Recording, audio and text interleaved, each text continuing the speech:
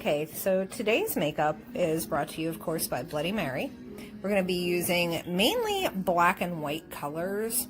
We're going to use the black Bloody Mary liquid airbrush makeup, white Bloody Mary, the charcoal eyeshadow palette, white cream, of course the white eyeshadow for blending. I'm going to keep a sponge. I do have some like liquid liners just for some lining, and I'm going to use a tool called a number 2 stipple tip. If you don't have a stipple tip, what you can use is just a toothbrush dipped in some of the Bloody Mary makeup, and you can stipple it on with like a toothbrush or a small brush. So that's all we're using for this makeup tutorial today. So I'm taking an airbrush gun with a small cup on it. I used the white, and I'm just going in light circular motions about 3 inches away from my face. If you go too close, it can spatter, and I'm just going to lightly coat my whole face.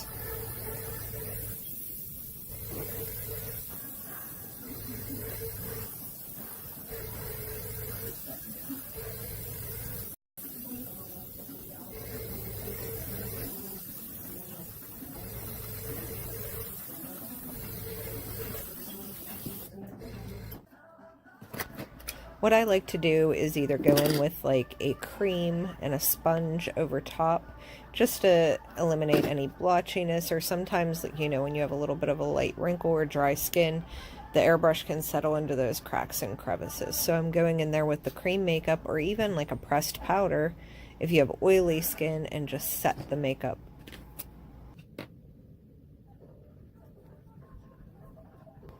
So now I'm taking my really fine tip liner, and I'm just going with the liquid makeup. You can also use the airbrush makeup in a really fine brush if you prefer to do that, but I like to go in there with my liquid eyeliner and really fine tip pen point and just draw in my cracks. And you want a really shaky hand when you're drawing cracks. It makes it look more realistic.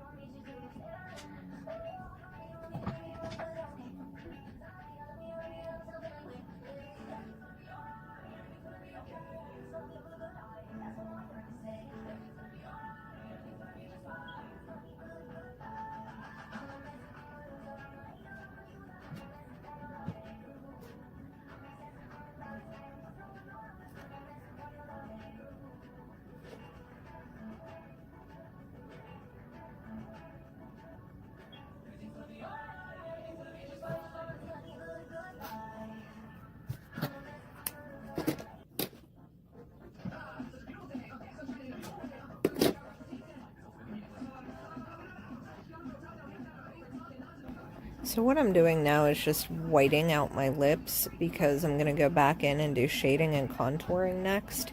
And this is really going to make the lips pop when you do that white lip.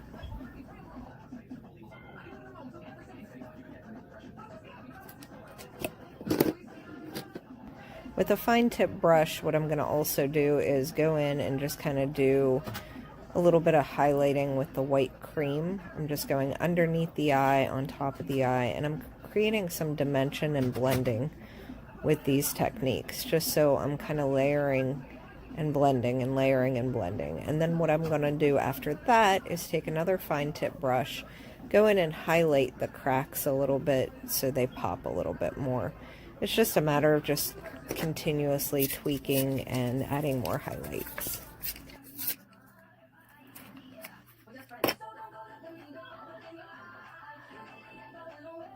Okay, so one thing you guys should definitely be aware of, Bloody Mary makeup is highly, highly pigmented.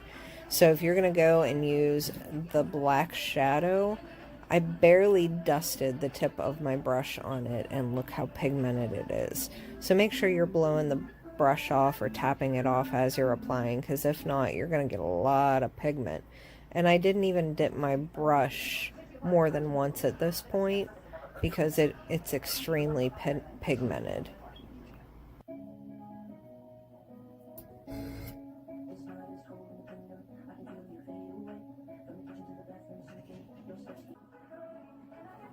You'll definitely see what I mean by doing the white lip and going in and contouring around it with the dark.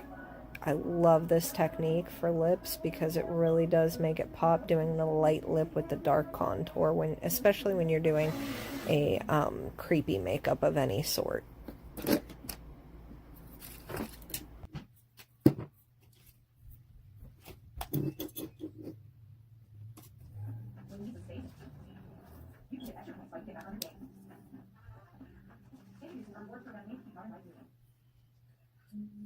I'm doing some final touches, just going in with the liquid makeup and highlighting all the cracks in the skin, and then we move on to one final airbrush touch. In all honesty, you could get away with just this look if you don't like the spatter. I probably would have gone with a finer spatter at the end result, which I end up grabbing another spatter application toward the end, but I didn't show it on here. But the pictures, you can tell there's a smaller spatter mixed in with the larger.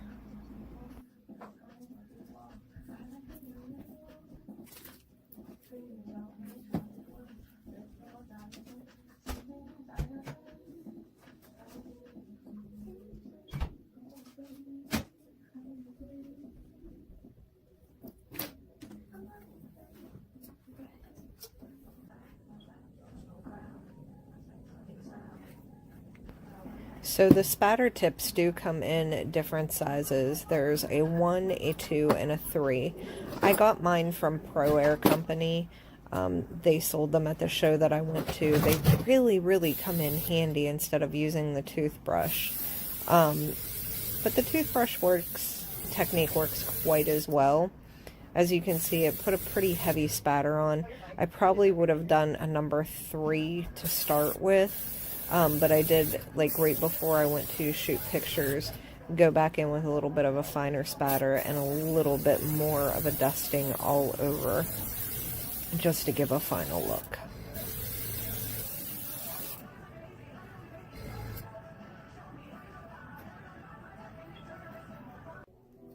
So I'm going to put on a wig and finish the looks. You'll be able to see the videos and the pictures right after this.